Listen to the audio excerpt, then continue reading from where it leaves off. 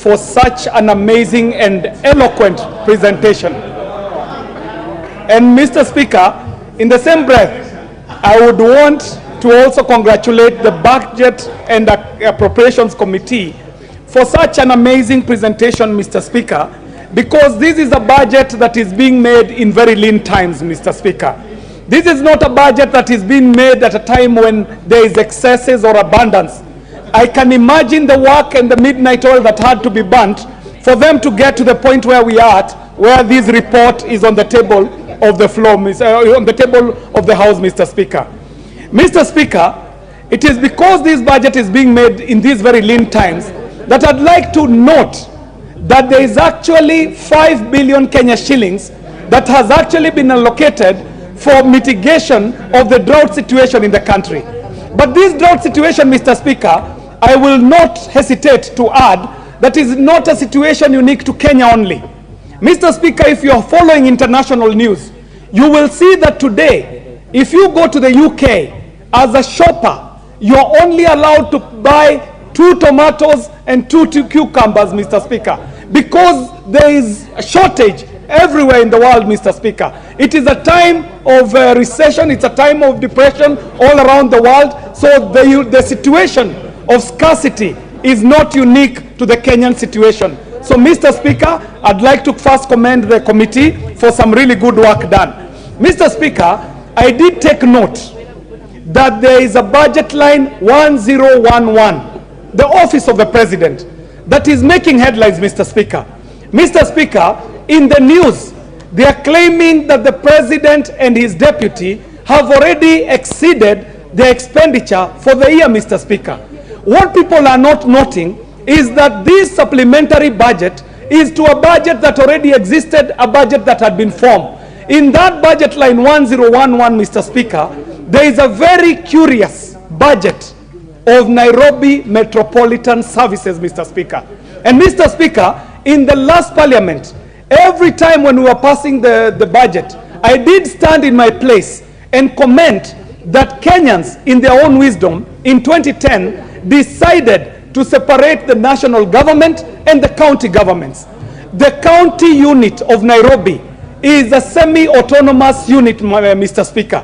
This unit, NMS, is taking up close to 13 billion in this budget that we are talking about, in the office of the president, Mr. Speaker. So even as we are critiquing the expenditure in the office of the president, we've got to remind ourselves of the curious situation that we got ourselves when the previous government was not able to meet its obligations of the Big Four. They were not able to live up to the Vision 2030, and they devolved their functions all the way down to the work of putting up cabros in this city, Mr. Speaker.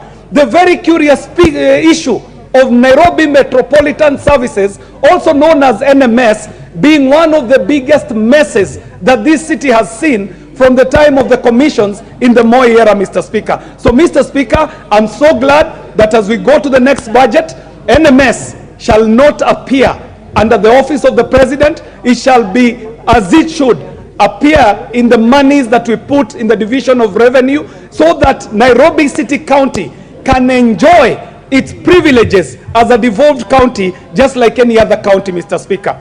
Mr. Speaker, there is the issue of pending bills. And we are realizing, Mr. Speaker, if we need to inject any money for circulation in the economy, we better start, Mr. Speaker, by paying the pending bills that are there. But even as these pending bills are being paid, Mr. Speaker, we'll have to raise an alert as the House.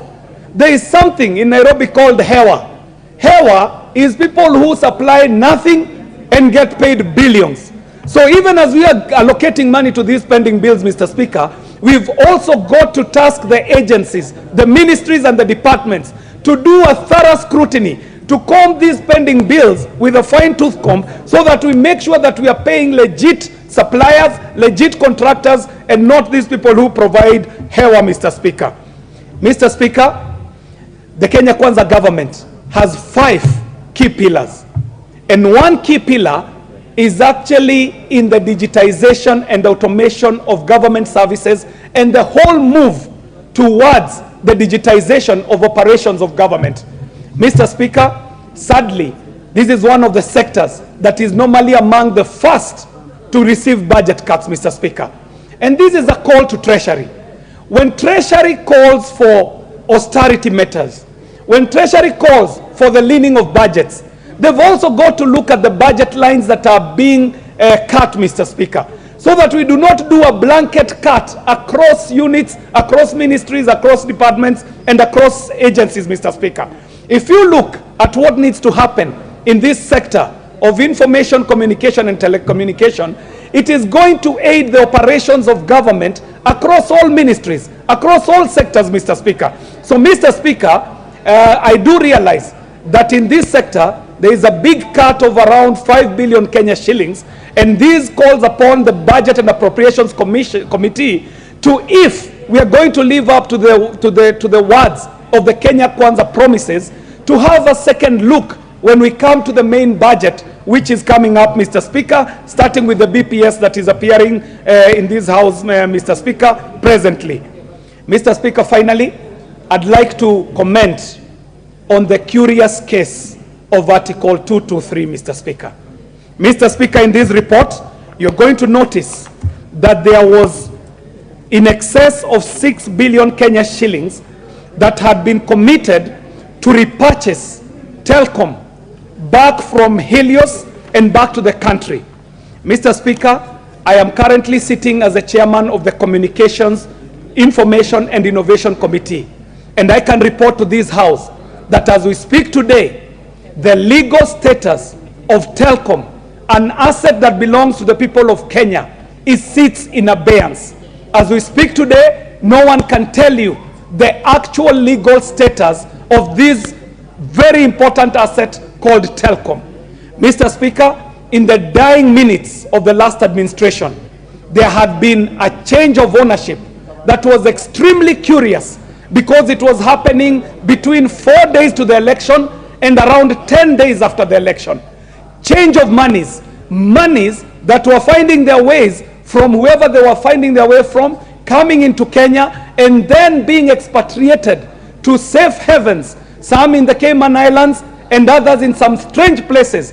But ultimately, I do believe that a forensic audit will be able to lift the veil so that we can see who is this who was receiving these monies at this very curious time when Kenya was in between transition.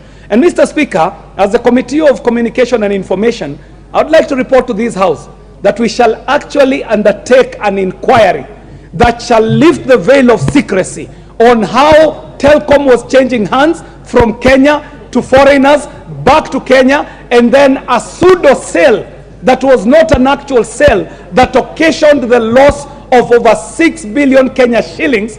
And to make it worse, these monies were being paid under the provisions of Article 223, Mr. Speaker, something that is unexplainable, Mr. Speaker. So when we do start out on this inquiry, I would like to ask the members to contribute any information they have, because it will be helpful in us unveiling and lifting the veil on this very curious transaction. Thank you very much, Mr. Speaker.